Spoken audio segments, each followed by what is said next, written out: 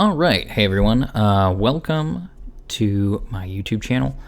Today I'm going to be doing something a little different. I've got a mystery story for you guys, and I'm going to try recording this with the camera on, so that's a little different than I've done in a while. Yeah, hopefully you guys like it. Today's story is titled The McCreedy Farm. Many years ago, somewhere in the Midwest was a small farm called McCreedy Farm, tended to by an elderly couple, Martin and Rebecca McCreedy, who were known in town as Mr. and Mrs. McCreedy. It was a pleasant little farm with a few cows, some pigs, a bunch of chickens, and a few other animals like their dog. Now, Martin and Rebecca had a nightly routine wherein they would sit on the front porch every evening, drinking sweet tea, chatting, and watching the fireflies, until they grew tired and went to bed. One night, however, while they were sitting on the porch in the cool of the evening, relaxing after another day of choring, they heard the sound that would herald a series of the scariest events the couple would ever face. From out of the darkness beyond the porch light, they heard a blood-curdling howl. Now, they lived out in the country and had for many decades, and had heard all the strange noises that coyotes, wolves, and even foxes make. And this was nothing like anything they'd ever heard. The hair on their arms stood on end, and before they could move, their dog, that typically guarded their farm, zealously bolted past them through the dog door into the house. Seeing that, they rushed inside, and Mr. McCreedy grabbed his shotgun and began to look out into the darkness from the porch for whatever had made that noise, while motioning for Rebecca to stay inside. Of course, it was dark and he couldn't see anything, so after a while of hearing nothing, they decided to call it and just turn in for the night.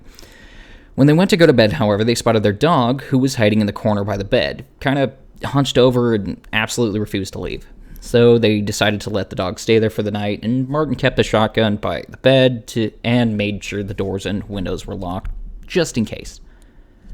The next morning, the dog was back to normal and wanted outside, so they figured it was safe and went about their chores after a hearty breakfast and some strong coffee because, while neither wanted to admit it, they were both pretty shaken up by the events of the previous evening and hadn't slept well.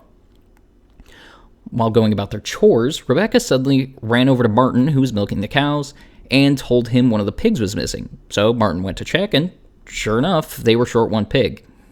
However, after he inspected the pen and the area around it, he found nothing out of the ordinary.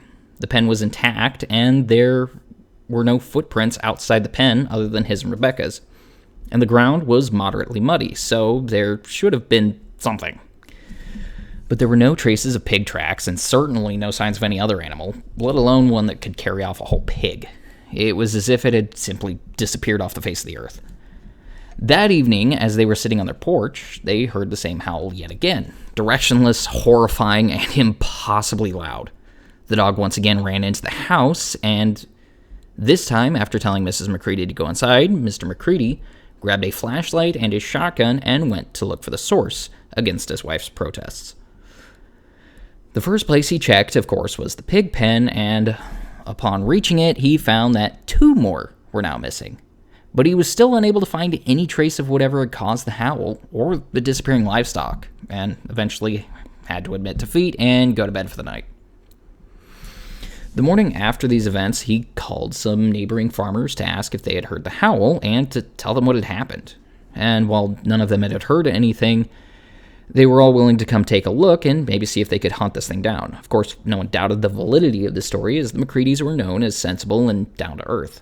So later that afternoon, 15 of their neighboring farmers, armed with hunting rifles, pulled into the McCreedy's farm's driveway, and together they started investigating. They spent all day scouring the farm and nearby woods, but ultimately found nothing. A couple of them offered to stay the evening in case it happened again, and the McCreedys accepted. That night, however, there would be no howl, and it seemed everything had returned to normal, so the farmers that had spent the night returned home the next morning. The next day was business as usual, minus 3 pigs, and the McCreedys returned to work and tried to put the events of the last couple days out of their minds. However, that night, while they were lying in bed, they were abruptly woken from their sleep by that same gut-wrenching howl. Martin grabbed his shotgun and rushed out the door, flashlight between his teeth, went straight to the pig pen, and upon reaching it, discovered that the last 3 pigs were gone. And, of course, once again, he finds no trace of the cause. The next day, he calls the sheriff's department in the nearby town and relayed to them what happened. Now, Sheriff Tom was an old friend of Martin's, and he can hear over the phone that he's clearly distraught, so something has happened, though what, he's not sure.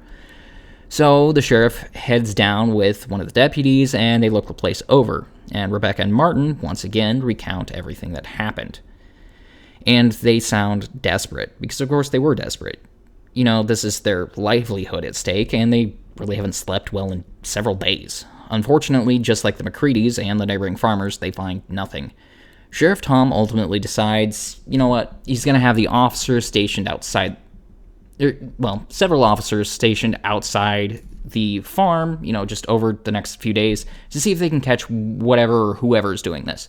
But after 3 days of nothing happening, he ultimately decides the department can't continue to, essentially waste resources out there anymore, and he calls off the stakeout. Now, the night after the police leave, it happens again. Same spine-chilling howl and more disappearing livestock. This time, all the chickens and one of the cows vanish. Truly desperate now, they decide they want to hire a private investigator. So they ask around and get the number and address of a man by the name of Richard Tracer, who's supposed to be the best in the business. However, he requires an in-person interview before he'll take any job, and lives in what they refer to as the big city, which is a good full day's drive there and back. Ultimately, they agree to go meet him in person, but unfortunately are unable to get anyone to watch their farm on such short notice. And, of course, there's no way either of them will let the other stay there by themselves overnight, so they go, you know what, we'll just leave it and deal with the consequences when we get back. So they get their dog, and they pile into their pickup truck and drive into the city. The McCreedys finally reach their appointment with Richard and tell him everything that happened. He agrees to investigate, but he tells them it'll cost $1,000 a day, and he requires the first $1,000 up front, which is, at this time, a lot of money. I mean, for me, that would be a lot of money anyway. But Mr. and Mrs. McCreedy, they're reluctant but desperate, so they agree on the condition that they head out immediately, to which the PI agrees.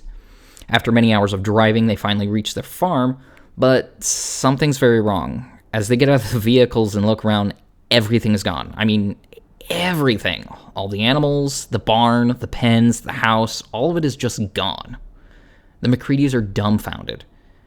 Mr. McCreedy immediately turns to Richard and begins desperately telling him that the farm was right here yesterday. And Mrs. McCreedy just falls to her knees in shock. Richard puts his hand up to stop Martin's explanation and says, "I'm sorry, there's nothing I can do. I'll return your money, but I can't help you."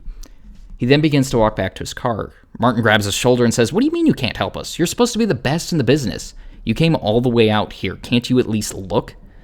Richard takes a long drag from his cigarette, drops it on the ground, puts it out with his boot, looks Martin right in the eyes and says, "I'm sorry, but you know what they say.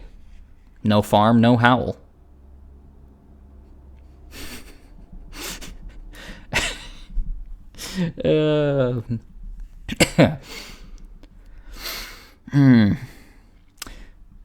Well, that'll be it for today. I actually wrote this joke myself. If you hate it, feel free to let me know in the comments. If you enjoyed it, however, feel free to hit the like. You're also free to comment, subscribe, whatever. If you want more content like this, let me know. Obviously, the more interest I get in it, the more likely I am to do more of these. And,